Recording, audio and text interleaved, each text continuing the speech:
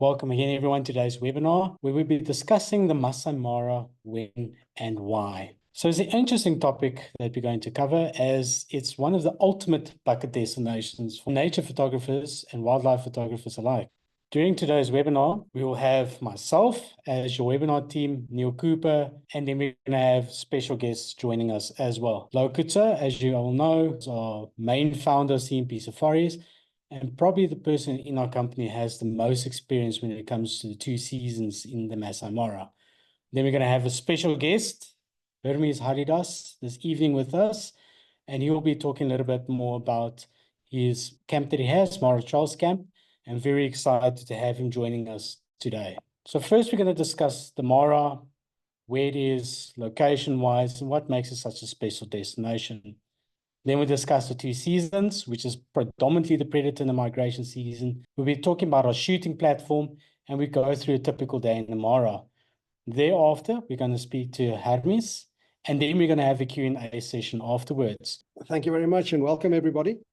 Yeah, we're very excited to share this initiative with you, and to try and clarify some of the Mara.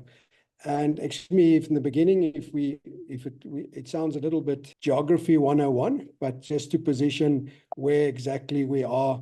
So the Mara is situated in the southwest of Kenya. It covers about 1,500 square kilometers, a massive area, but not as big as what the piece of land is that is in Tanzania, which sits to the south. So incredible amount of animals right through the year. Wildebeest, zebras, the big antelopes, they all make this massive mega migration between Tanzania and Kenya. So just a little bit of location-wise, you can see here the Mara, where it's situated on the equator. There, where you see Nairobi, just to the west of that, there is the Mara National Reserve, and just to the south of it is the massive Serengeti area. Zooming in a little bit more, you can see there are 2 areas just to the west of that button that says Mara Trails Camp, which is the Mara National Reserve and Mara Triangle. So those 2 areas make up Mara National Park. Around those 2 areas, there are conservancies. And the Mara is not fenced in at all. So the animals travel, and every year when the animal numbers grow, then they move further and further north. So you'll see where there says Mara North Conservancy, Naboisho Conservancy, and there are many more around there. So the animals spread out around those areas. So why do we say there are 2 seasons? Well, there's a short period during the year between August and October that they call the migration season. That's when the animals arrive in that Mara Triangle and the Greater Mara area, and they pass through, go over the rivers, the Mara River in that area.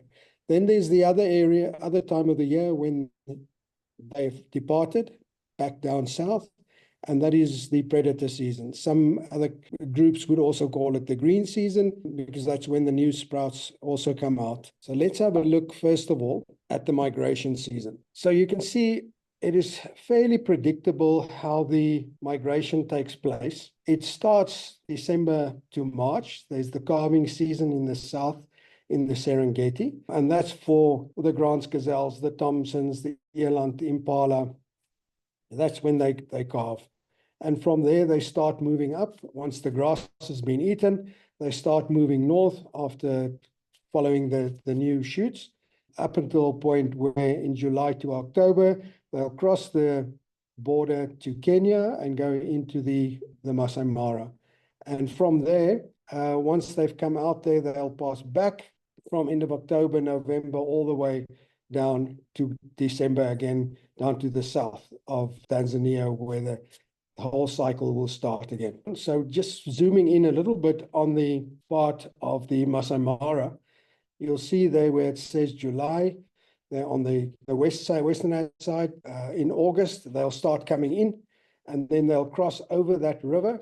That is the Mara River, and that snakes through that southern part of Kenya. And they'll pass through all the way to the north and come back and they'll cross the river and they'll go back a few weeks later. And so it'll carry on until in October, they've eaten everything that's to be eaten, and then they'll move south back down into Tanzania. So what to expect during this period? The Great Migration, UNESCO has deemed it the 8th wonder of the world, which is a truly awesome spectacle to witness. You have thousands and thousands of wildebeest and zebras across the plains, up to numbers have been quoted up to nearly 2 million, between 1.6 and 2 million animals that come into that area.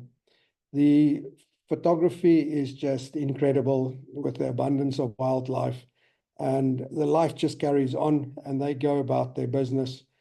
And the predator-prey interactions is just incredible. Some of the other bits that you can expect as well, on some of the crossing points, it can get a bit crowded through the migration period. As such, the Kenyan government have increased the park fees as of this year.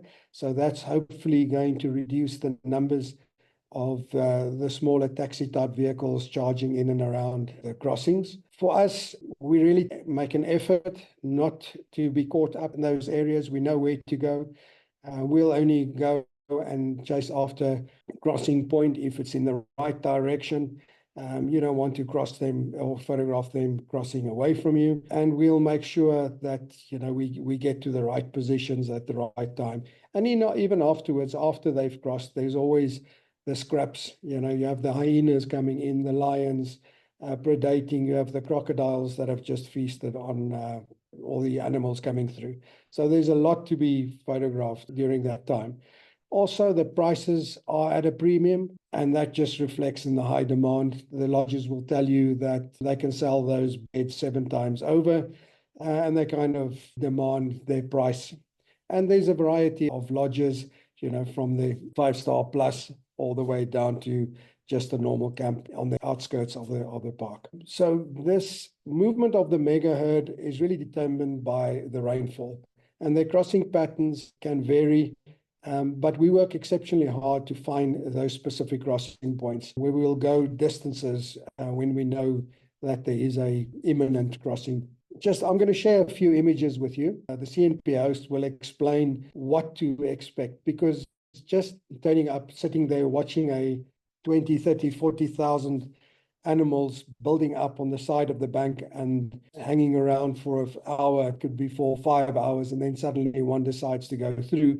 And then it's mayhem, and what to photograph, where to photograph, what equipment to use, what shots to try and get. It can be quite a daunting task, but our host will talk you through that.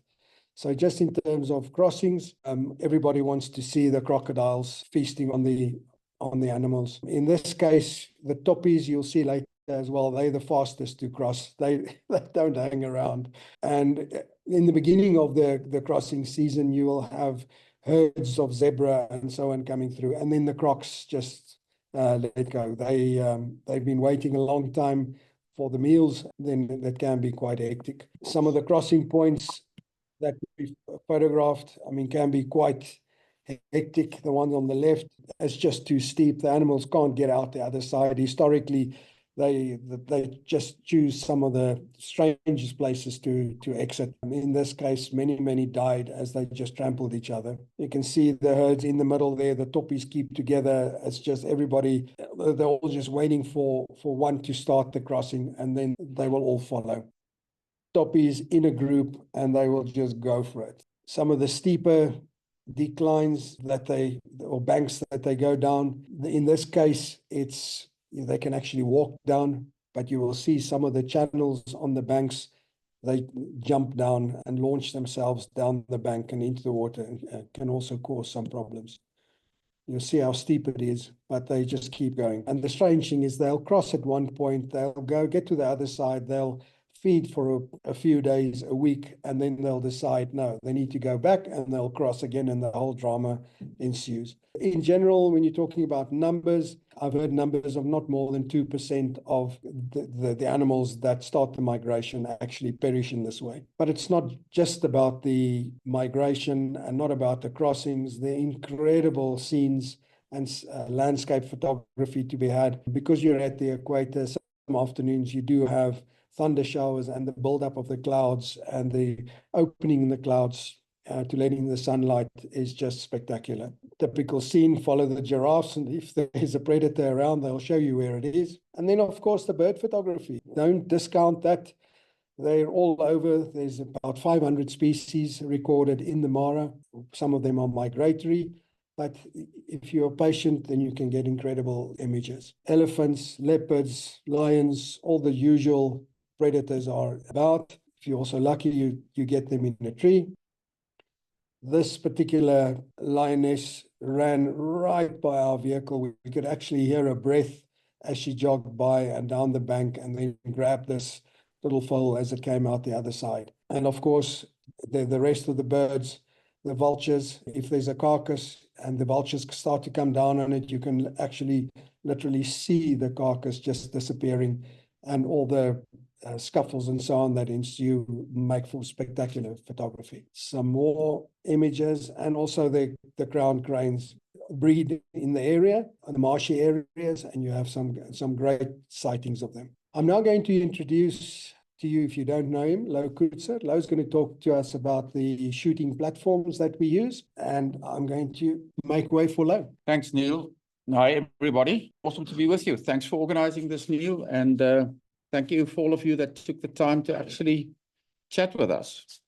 So, the shooting platforms it is. Dare I say that the reason why we as CNP exist and why we go out there is the photographic wellness and the connectedness with nature of our clients. That's what drives us. And if you say that the most important thing on a safari is our clients' results, then you think about doing things differently. And you certainly don't go out and spend a few millions on a vehicle just because it looks cool. It's got to do the job. Now, I had very interesting conversations of lately at Nampa, etc., on the vehicle and the perception of our vehicles in the Mara and the perception that they are too high. Nobody can doubt the extraordinary luxury of the vehicles, but that's not what it's about. Yes, there are gas-strap chairs, and yes, there are all electrical plugs and all the camera bags on both sides, and they're rotating. There are double gimbals, and which we'll come to later on. But I think it's about how do you photograph from a vehicle like this? And what other advantages are there in having the CNP vehicle and being a client on that CNP vehicle? Suffice to say, there are none other vehicles in the Mara, or frankly in the world, like these two Iveco vehicles. Similar in design, but just bigger than our other Southern Africa photographic vehicles. So it's not only a case of actually luxury while photographing and practicality while photographing, but it's also the ability to just be out there in the Mara for the whole day. And as you can see from the previous image and what we've done here, we are just under this tree just for the luxury of our clients. It's just for taking a little bit of a break. And sometimes we take out the hammocks, and there we have our midday break, and we lie in the hammocks and we work our computers or whatever. But because the chairs are mounted in the middle of the vehicle, what you're seeing under that tree is actually a mobile tree. Wherever we go, we are in the shade. More so in the middle of the day, or when the day gets a little bit hotter and everybody has got to rush back to their hotels and to their lodges to take a break from the midday. That's sometimes not what we want to do. And I've photographed many a kill in that time of day when we were sitting there all on our own in total openness, not under a tree, and we were just waiting for Malaika to get up and go and do her kill. But this is the great thing, not only a lot of space, and the fact that you are facing your subject. We turn the vehicle sideways when we are actually facing our subject. As you can see here, we started off with a vehicle that actually had the glass windows. Didn't work out, was fabulous, but the gas struts were tough on us. So we just went for the conventional roll down blinds. I suggest that you go and have a look at the videos on the CNP website to just see the advantages of this. But I dare say there is no other vehicle that is equipped like this. out there for any money. Double gimbals was something that I was introduced to very early, and that thing has not only grown on me, but the photographic advantages are just stupendous. In my own instance, I just put a lens on the left-hand side, and I put another one and a camera on the right-hand side. Sometimes I shoot video on the one side, the same scene. Now we've also designed a gimbal that you can actually focus on exactly the same point. So you can shoot two total different, you can shoot wide, you can shoot up close, all at the same time, triggering the same camera system. Incredible, doubling, tripling the photographic results. The one criticism that's thrown at the CNP vehicles and our vehicles all the time is it's too high. I want to show you why it's not too high and why we have given this a lot of thought before we went this high.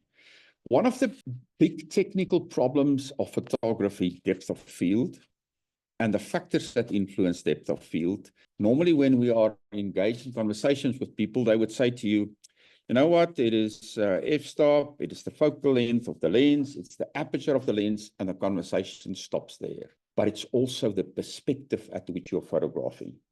Now, I know it's incredibly cool to rush up to wildlife, go and lie on your tummy, use a wider lens, and then photograph. But oh my goodness, you are not going to have it your way in terms of physics. The closer you go and the lower you go, the less depth of field you have, or the more of a problem you have in terms of backgrounds. Now, this is a very good example, and today, when I scrolled through some images, I came across this. Now, imagine you're in a low vehicle, what this background would look like. It is terrible. So one of the most important things that we do and the way we manage a scene for ourselves is we don't rush up to a scene. We don't need that for a low angle worm's eye perspective. The further you're away, using a long lens, you're actually reducing the point of view up to the point where it becomes a worm's eye view. But you are shooting just above the subjects so that you can avoid the bad backgrounds, as in this example from the same scene. So if I was low, this scene that is now actually standing out and talking to me would have competed with the messy background. And in the next photographs I'm going to show you, it happens in every single scene exactly the same way. So my favorite season to go and photograph is what we call the predator season. We started out calling it the green season, then we realized, oh, you know what? The Mara is virtually green all year around. We settled for the predator season. And why did I, the first time, decide, okay, now we've got to go outside the normal crossing season? The thought that crossed my mind was simply this. Predators must work much, much harder if the takeaway foods are gone. It is ridiculous in the crossing period that lions, and for that matter, crocodiles and hyenas, they just kill and they keep on killing. And sometimes they can hardly move. They've had too much to eat. But when they are gone, life changes for the predators. And they've got to get up and they've got to go out there and they have got to photograph. Yeah, there are a few tourists around. And the predators have got to work much harder. The landscape are green and they're lush.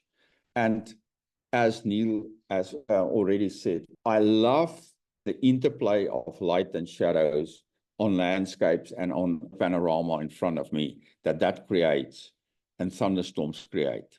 Obviously, there are lower rates, but that's not why I went there in the first place. We went there because we just felt we got photography that we would simply not get in any other way. So this is a shot actually before sunrise. So I will not vouch for the quality of this, but this is just to give you an idea. Here I have high grass, long grass, tall grass.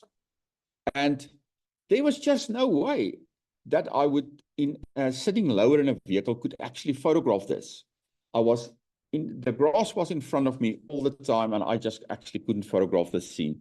This was coalition, arguably one of the two biggest coalitions that I've ever seen. I think there were 8 males, 6 females. And they were, look at this young male at the back there, actually finish, because they had to kill buffalo all the time. So when they approached, the buffalo saw them from afar and just started charging, knew what was coming. Now, I included this image here because it was photographed in the area that we're going to talk out a little bit later, the double crossing area, the Mara trails area. I love photographing in that area because it's my favorite area in the Mara to photograph. What I want to draw your attention to here is this is not very far from an eye level perspective. Really, it's not. And I hope you guys would agree with me. But I'm actually quite far from this cheetah and her cubs. And I'm once again photographing with a long lens, and I'm photographing down, and I'm coming down just above her back. And there is a messy background. Now, the moment you go through the mainstream route, go low, that background's competing with this beautiful cheetah and her cubs. I think it's one of the biggest myths in photography is this low angle perspective at all cost. There are ways to get it. And what you're actually doing when you're rushing up to wildlife, you're disturbing them. If you give them space, work with a longer lens, go back further, shoot a little bit down, you're not only having fantastic backgrounds, better backgrounds than you would in any other way, but you're giving them space and freedom to operate. And that simply allows for better photography. Same thing here. The interesting thing is this particular day, this pride of lions killed 8 warthogs, piglets, all of them. And they killed a leopard cub while they were hunting these warthogs, one after the other one. And it was crazy. They're lying all over the place. When I came on the scene, I thought, oh, what a disjointed pride of lions. One lying over there, one lying over there. They no love in this pride until the warthogs started moving in between them. And the moment one lion went for them, this warthogs just scattered all over the place. And the lions just picked them off, one group after the other. But once again, messy background, photographing down.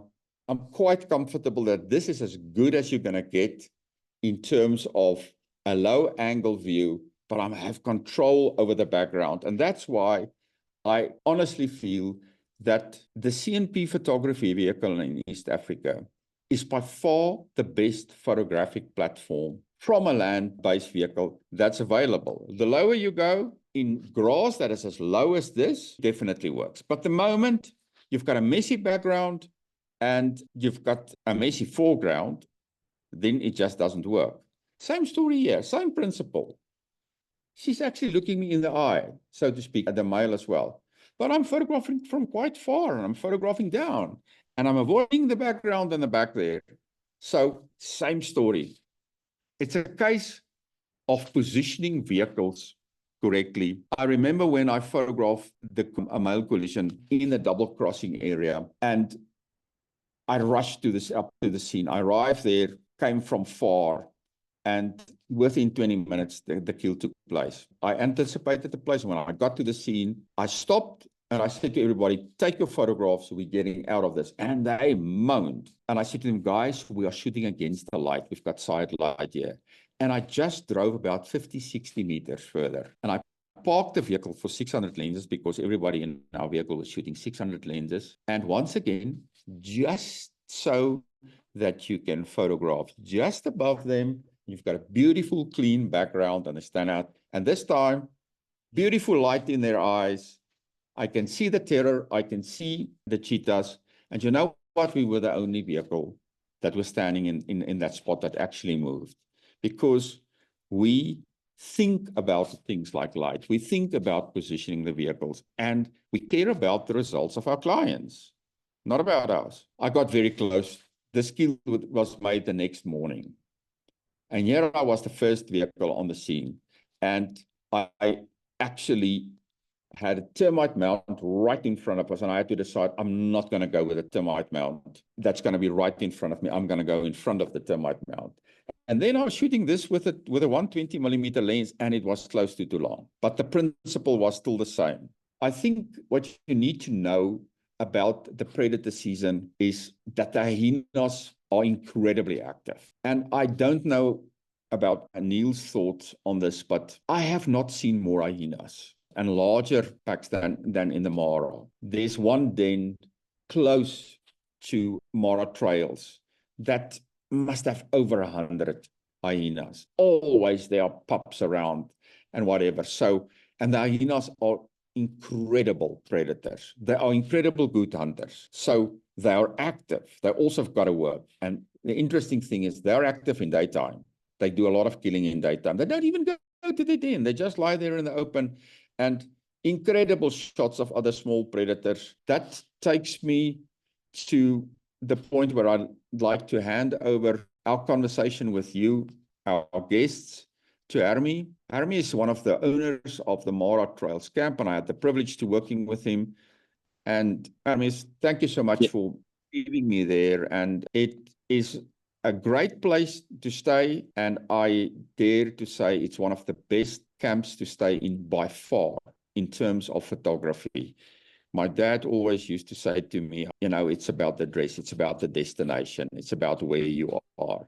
And I can say without a doubt, the Mara Trails Camp is situated at a place where if you want to photograph predators, that's the place to be. And as for the rest, it's a cell phone call away. I jokingly said to Neil, I have not been at a destination where the communication between guides are as good as in the Mara, because everyone's got a cell phone, and that Mara River, as it goes, runs north to south until it gets to the Sand River. There's a guide with a cell phone everywhere.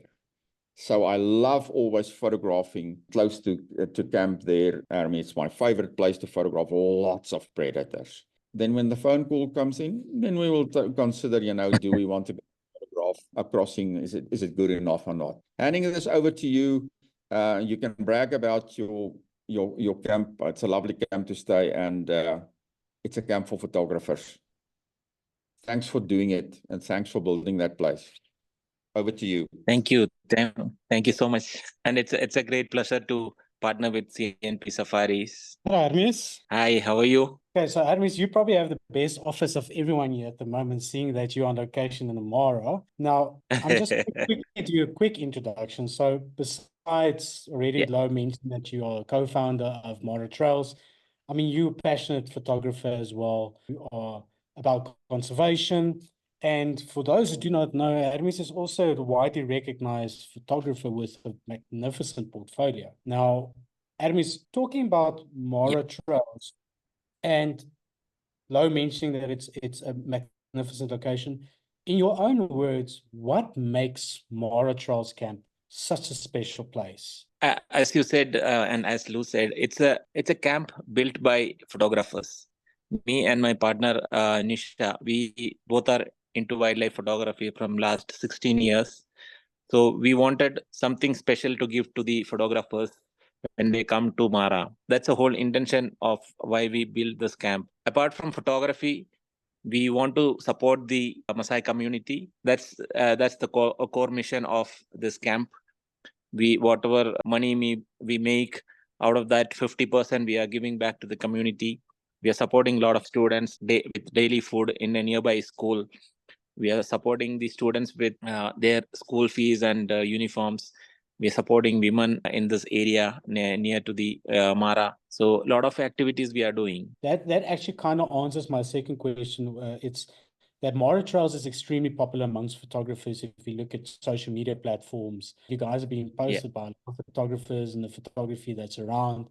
And as you mentioned now, you are heavily into giving back to the community and actually building on what you guys are trying to achieve, and not just trying to build a camp that's there. And in terms of just going to one of the other questions I have is, how did you guys determine Mara Trails Camp's location, where it is currently situated? So basically, I had 3-4 options of the locations, and I used to go to all these locations every time of the day. Morning, I go visit all these locations. I go visit in the morning, during the daytime, during the mid-noon, during the evening, during the night. I have a very good partner here of Masai. We used to go to all these places during all the time of the day. And this particular area is one that I have seen the coolest place throughout the day. Even if it's summer or winter, whatever it is, the moment you step into this area, you feel very cool. You don't feel that heat that you get outside when we go for the safari. This place is always cool because of the thick bush. And we haven't chopped down any bush when we made this camp. Every tent was made between the bushes. Okay, so it was a lot about environmental, but I mean, surely Yes. mentioning that you've gone to so many places early morning, late in the afternoon, it probably did pull you with Yes. regards to the photography that you did get in the area as well. Seeing that your photographer that built the camp for photographers, similar to CMP Yeah. are photographers and built vehicles for photographers. I know that Lo, when he came back from your camp, he mentioned that from the word go, as he left the camp, he had opportunities abound for photography, which I mean, that's phenomenal, which I think is Yes. a massive plus point. And for those who don't know, some of the other lodges that you actually stay in, sometimes you can end up driving like an hour and a half until you really get to a destination that you have scenes that are photographable. Now, for a lot of guys, and I think that's what's been massive news was the massive floods that happened in Kenya and that affected Mara. And how did that affect you guys at Mara Charles Camp? Yeah, the funny part is even yesterday, one of my Instagram follower, she sent me a message saying that BBC one reel was going on, very viral. So she sent me a message asking that, how are you? Is everything all right? The people are thinking that still the flood is going on in Kenya, which is not right. So it happened in the first week of May. And as you said, a lot of camps along the Talek River is completely damaged. Some camps can't operate in next 2 years, so they have to rebuild it. But luckily, we didn't face any of these issues. Our camps and our tents are safe. It didn't even reach to the level of our tents or the launch. No damage, nothing happened. Like we are very happy and blessed for that. And even though we have a small river just in front of our property, but nothing happened to the Mara Trails camp. Okay, so that's fantastic. And that's actually coming to the next slide, is that Mara Charles Camp, based on what I can determine from knowing the Mara and Lo with his extensive knowledge, and Neil as well, where he's gone to numerous locations, is that you guys are perfectly located to a double crossing point, which I mean is phenomenal. Yes. For those you understand what a double crossing point is, especially when it comes to the migration season. In such close proximity, Yes. you can't really ask for more. It was that one of the contributing factors to an earlier question about your location? Yeah. And to the main areas, it's very easy to reach now because the county government, they have made very good roads in between the Mara. So nowadays, reaching to any part of Mara is very easy from our place because we have a good connectivity, road connectivity. Okay, that's great. So I mean, again, that they've looked after you guys.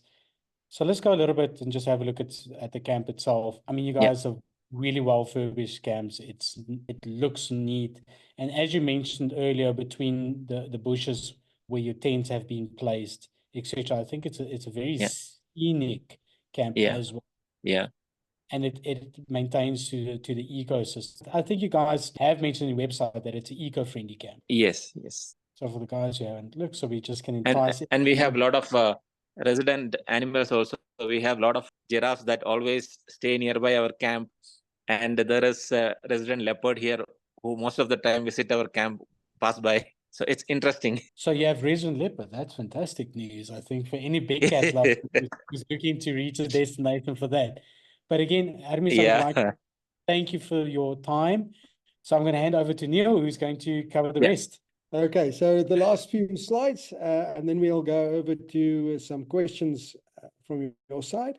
First question, why go with CNP safaris? First of all, we're in small groups, 5 packs per vehicle. We are photography focused, as Lo previously mentioned. We've got the specialist photography vehicle, and we will focus on improving your photography. We also aim for you to see beyond the obvious. So, do you just shoot a scene, or is there more to it? Are you a photographer, or are you starting to become an artist? So we look at those aspects. And we approach nature photography differently to ensure our clients get the shots, trying to look ahead, trying to anticipate, trying to take the vehicle into a position where the next shot's going to come from, and that you can go away from a safari with us with many, many shots, not just 1 or 2 shots, but many shots. So what does a typical itinerary look like? You're going to arrive in Nairobi, and then we're going to transfer you to a nice hotel to stay over the night. The next morning, we're going to transfer you to Wilson Airport, and it's a short hop from there. I think it's 45 minutes, or it's less than an hour, to get to an airstrip close to Mara Trails. You're going to go and check into the lodge, and then we're onto a vehicle within an hour or 2 for an afternoon session. Then the days following that, there's morning and afternoon sessions, or if we decide that we're going to go out for the day, Hermes and his team will pack us a nice lunch or breakfast and food for the day, and we'll head out. And as you saw on the images that Lo's shown, we stop under a tree somewhere and have lunch, have a snooze, charge the batteries, and then keep going again. The last morning, also we'll have a photographic session. We'll check out, get on the plane back to Wilson Airport, and then at Wilson Airport, transfer you to Jomo Kenyatta International Airport. So at that point, the CNP safari is unfortunately over until your next one. And from there, you jump on your international flight if you want to depart from there back to your next destination or on your way home. So what have we got? So there's the migration season and the predator season. The dates that we have on there are also on our website. You can scan that QR code. Through Hermes and his team, we've been able to get some very good rates. SADC members can also contact us.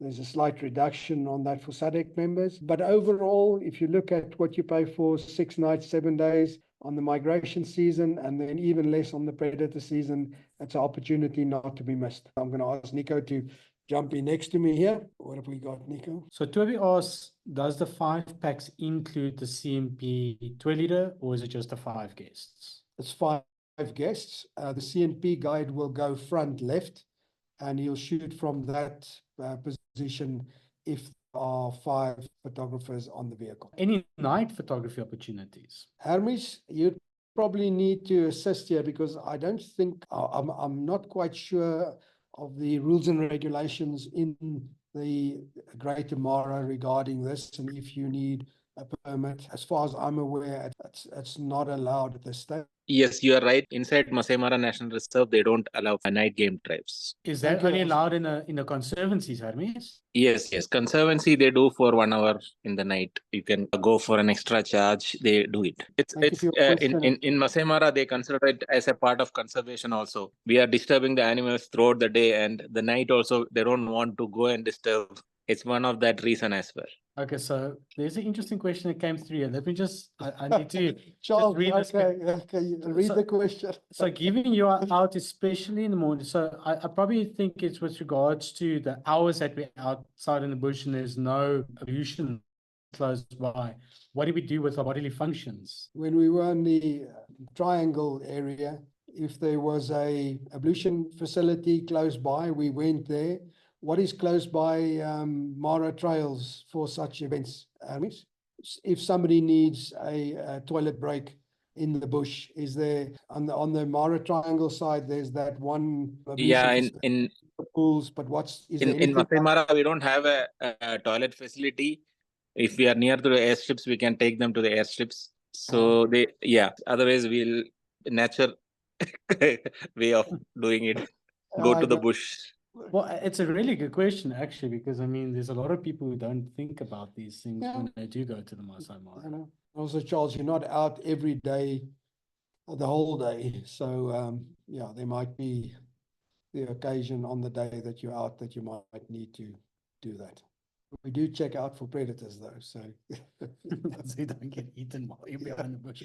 yeah. What are the times for a typical day for departures, etc.? Okay, so normally we would depart at about 6 o'clock.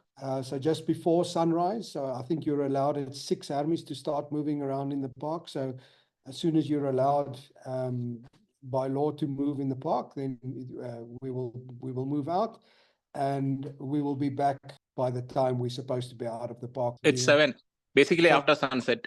Okay. Since we are inside, we have that privilege to leave and come back during these early hours and late evenings.